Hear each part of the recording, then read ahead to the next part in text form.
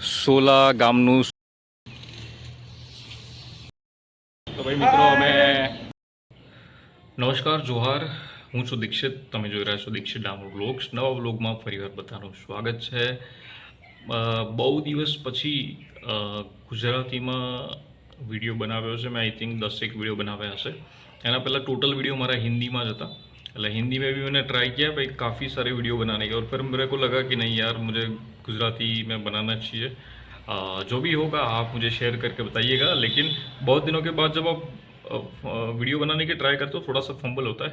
वैसे बेसिकली मेरा क्या होता है, क्या है कि ऑफिस में 70% हिंदी बोलता हूँ, 30% गुजराती होता है. फिर भी फंबल होता है बिकॉज कैमरे के सामने जिस चीज़ का एडिक्शन हो जाता है, आपको हिंदी बोलते हो तो हिंदी लगातार बोलते रहते हो, गुजराती बोलते हो तो फिर मिक्सर हो जाता है, वागड़ी जैसा हो जाता है. ठीक है, देखिए. गुड मॉर्निंग, नमस्कार, जोहार. मैं हूँ दीक्षित और आप देख रहे हैं दीक्षित डामोर ब्लॉग्स. फिर से नए ब्लॉग में आप सबका स्वागत है. बहुत दिवस यार गुजराती में बनाओ, मतलब बहुत दिन गुजराती में बनाया, अब जाके हिंदी में बनाने का ट्राई करेंगे. फिर से अपने पुराने रूट पे वापस आ जाएंगे, ताकि पुरानी पब्लिक जो भाई काफ़ी सारी है जो उसको समझ में नहीं आता, वो लोग भी अपना कल्चर, अपनी संस्कृति जो है वो देख सकें. तो अब से हम ट्राई करेंगे हिंदी में बनाने का.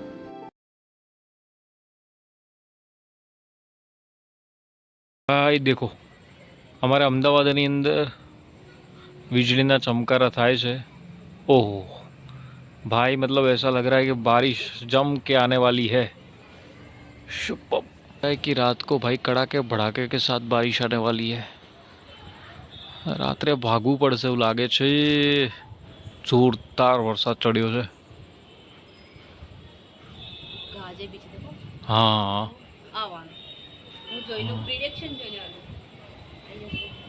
फाइनली मित्रों, हमारे लिए भाई ये खमण ढोकला हमारा तैयार हो गया है. एक्चुअल में क्या है कि बहुत दिनों से खाने की इच्छा थी, बिकॉज आज हिंदी में ब्लॉग बनेगा, क्योंकि मैं चाहता हूँ कि आज हिंदी में बनाऊँ यार. और ये अपना तड़का वाला.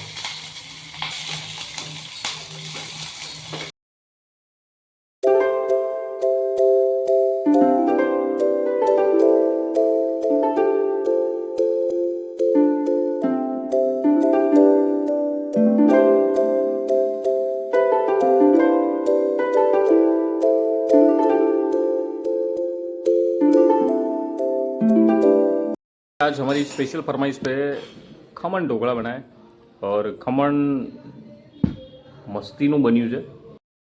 ચલો પહેલો આપણે બાઈટ ટ્રાય કરીએ. એકદમ પોચું પોચું છે.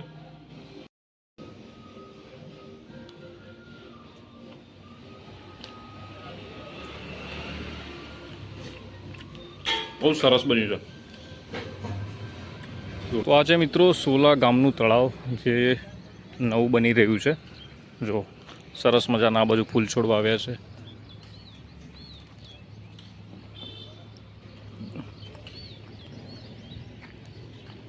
પાણી તો છે, જુઓ.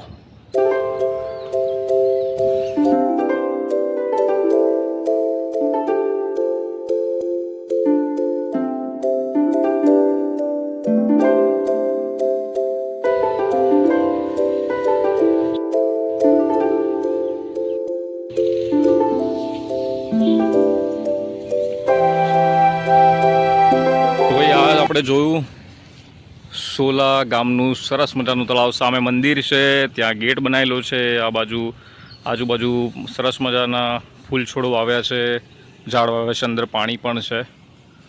સરસ છે. તો ભાઈ મિત્રો, અમે પરશુરામભાઈને બે જણા જલસા જ છે ભાઈ. એટલી બધી સીડીઓ ચડીને આપણે જવું પડે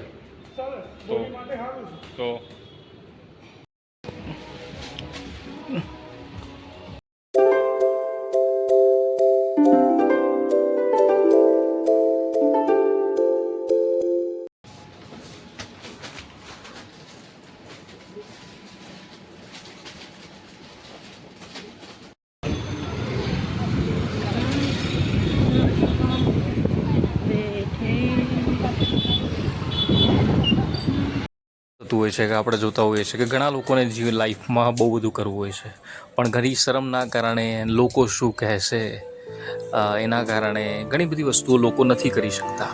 અને જ્યારે એકચ્યુઅલમાં એમને થાય છે કે યાર મતલબ લોકો શું કહેશે, આપણે જે કરવાનું એ કરવું જ જોઈએ, અને એ સમય એકચ્યુઅલમાં કેવું હોય છે કે સમય વીતી ગયો હોય છે. ત્યારે કદાચ બની શકે કે એક માણસ ઘરડો થઈ ગયો હોય અને હાથ પગ ચાલવાની ઉંમર થઈ ગઈ હોય છે, અને તે જે વખતે એ પોતાના એ શોખને પૂરા નથી કરી શકતો જે હકીકતમાં એને આના પહેલાં કરવા જોઈતા હતા. એટલે લાઈફમાં કોઈની લાજ શાહ શરમ રાખ્યા વગર ક્યારે કોઈ તમારું ઘર ચલાવવા માટે નથી આવવાનું. તમે પોતે જ ચલાવવાના છો, અને લાઈફની અંદર ઘણા બધા ડિસિઝન્સ છે તમે જાતે લેવાના છો. અને હંમેશા એટલા માટે કહું છું કે એક સક્સેસફુલ માણસ જ્યારે તમે બનો છો એના પહેલાં જે સ્ટ્રગલના દિવસો હોય છે, જે તમે મહેનત કરી રહ્યા છો, એના પર લોકો કમેન્ટ કરશે, હસશે અને કદાચ કહેશે કે આ શું કરી રહ્યા છો ત્યારે તમને કોઈ એવું નહીં કહે કે તમે બહુ સારું કરો છો અને ખૂબ જે કરો છો તેમાં ખૂબ આગળ વધો, એવું ક્યારે નહીં કહે. પણ જ્યારે તમે એ જ વસ્તુને લઈને જ્યારે સક્સેસ થઈ જશો ત્યારે એ તમારી કહાની બની જશે. લોકો એ વસ્તુને એ રીતના જોશે કે કઈ રીતના એ માણસ આગળ આવ્યો, ક્યાં હતો. ત્યારે લોકો શું જોશે કે મૂળમાં તમે શું હતા, ક્યાંથી શરૂઆત કરી હતી. ત્યારે તમારા અચાનક સડનલી સંબંધો બદલાશે. એ માળખું જોવા જેવું છે યાર, કે ત્યારે લોકોનો પહેરવેશ બદલાય છે, ખાનપાન બધી રીતના બદલાય છે, માણસનો વ્યવહાર બદલાય છે. તમે જમીન સાથે જોડાયેલા રહો છો ત્યારે તમારા સગાવાલા એટલા ભરીને નીકળી આવે છે કે ભાઈ આ અમારું સગું છે, અને જ્યારે સ્ટ્રગલના દિવસોમાં તમને કોઈ જ નથી પૂછતું. એટલે હકીકત વસ્તુ એ છે કે તમે તમારું કામ કરો, બાકી ફળની આશા ઉપર છોડી દો. ભાગવતમાં ભગવાન કૃષ્ણે પણ કહ્યું છે કે તું તારું કર્મ કર, ફળની આશા રાખીશ નહીં. ઠીક છે. એનીવે દોસ્તો, નવા વિડીયોમાં ફરી મળીશું. આપણે ખૂબ સારી વાતો કરવી છે આપના જોડે. ત્યાં સુધી આપના જોડેથી રજા લઉં છું. ગુડ બાય, ધન્યવાદ, જોહાર.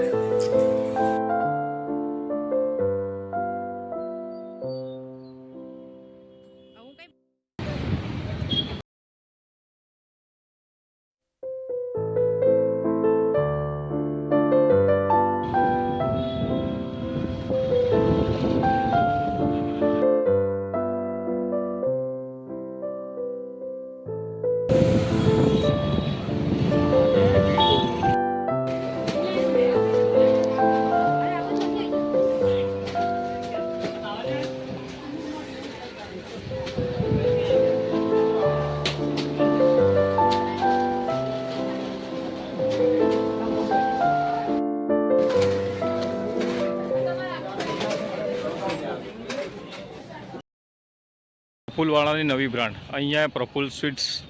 હું ઘણીવાર પ્રફુલમાંથી લાવું છું. હવે અહીંયા બી ખુલી છે, સરસ મજાનું.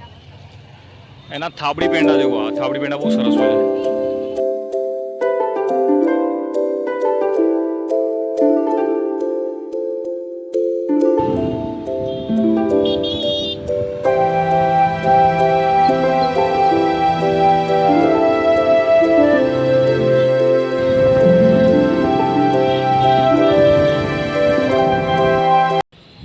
બહુ જ આતુરતાપૂર્વક જ્યારે પણ જોઉં ત્યારે આની રાહ જોવાતી હતી. તે મેઘરાજાનું ફાઇનલી આગમન થઈ ગયું છે.